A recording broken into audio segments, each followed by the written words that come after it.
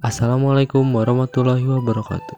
Halo semuanya, perkenalkan nama saya Aryo Dwi Janarko dari kelas 10 5. Saya di sini akan mempresentasikan teks anekdot yang telah saya buat. Yang pertama ada pengertian. Teks anekdot adalah sebuah cerita atau kisah yang mengandung sifat lucu. Meskipun teks anekdot berisi cerita lucu, tetapi teks anekdot juga bisa memiliki banyak maksud yang biasanya digunakan untuk menyampaikan kritik. Tujuan dari teks anekdot adalah untuk menghibur para pembaca, membuat tawa para pembaca, dan menjadi sarana kritik. Fungsi dari teks anekdot adalah memiliki fungsi sebagai ruang untuk mengkritik, menyindir, maupun ketidakpuasan terhadap penguasa dan menyampaikan pesan tersirat, baik kritik sosial, sindiran, ataupun nilai moral. Yang terakhir ada kaidah kebahasaan teks anekdot. Yang pertama menggunakan kalimat bermakna lampau, yang kedua menggunakan kalimat retoris, yang ketiga menggunakan konjungsi temporal, yang keempat menggunakan verbal material dan mental, yang kelima menggunakan kalimat perintah, dan yang terakhir keenam menggunakan kalimat seru.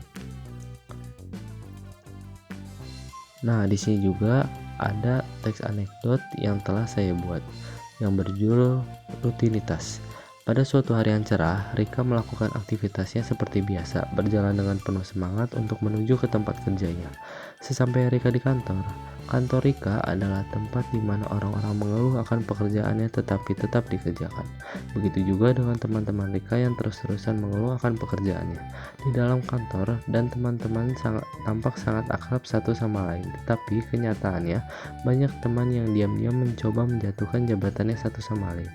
Gimana nanti kita kasih kerjaan kita kasih Anton, katanya dia baru mau dikasih jabatan manajer, kata Dini pada Roni.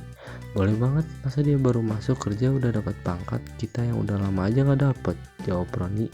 Dan tidak sedikit juga Rika mendengar perbincangan tentang hal itu. Rika bekerja dari pukul 5 pagi sampai pukul 9 malam, tetapi Rika terus menjalankan aktivitas dan pekerjaan sehari-harinya dengan senang hati dan tidak ada beban dalam dirinya. Akan tetapi banyak dari teman Rika yang mengeluh terhadap pekerjaannya.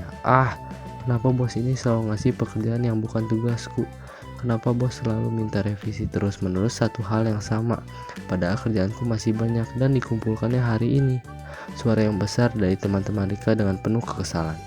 Setelah aktivitas sehari-hari yang berat dilakukan oleh Rika tetap bertahan dengan aktivitas yang berat tersebut hanya demi hal yang dia ingin dapatkan dan ingin dia capai. Banyak hal yang membuatnya melakukan kegiatan yang berat tersebut, yaitu uang.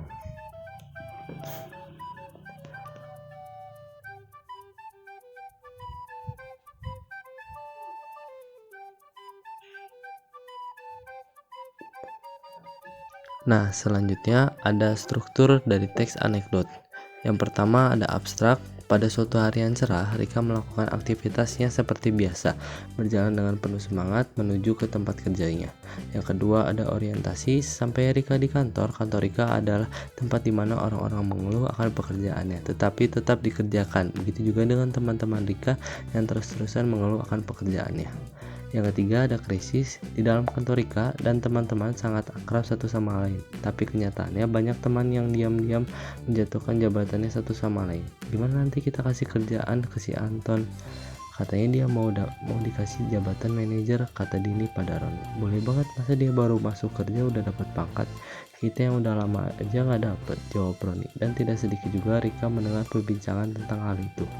Rika bekerja dari pukul 5 pagi sampai pukul 9 malam, tetapi Rika terus menjalankan aktivitas dan pekerjaannya sehari-hari dengan senang hati dan tidak ada beban dalam dirinya. Yang keempat ada reaksi. Akan tetapi banyak dari teman Rika yang mengeluh terhadap pekerjaannya. Kenapa bos ini selalu ngasih pekerjaan yang bukan tugasku? Kenapa bos selalu meminta revisi terus-menerus di satu hal yang sama? Padahal kerjaanku masih banyak dan dikumpulkannya hari ini. Suara yang besar dari teman-teman Rika dengan penuh kekesalan. Yang kelima ada koda. Setelah aktivitas sehari-hari yang berat dilakukan oleh Rika tetap bertahan dengan aktivitas yang berat tersebut hanya demi hal yang ingin dia dapatkan dan dia ingin capai. Banyak hal yang membuatnya melakukan kegiatan yang berat tersebut, yaitu uang. Mungkin segitu saja presentasi dari saya terkait teks anekdot beserta struktur dan kaidah kebahasannya. Saya pamit undur diri. Wassalamualaikum warahmatullahi wabarakatuh.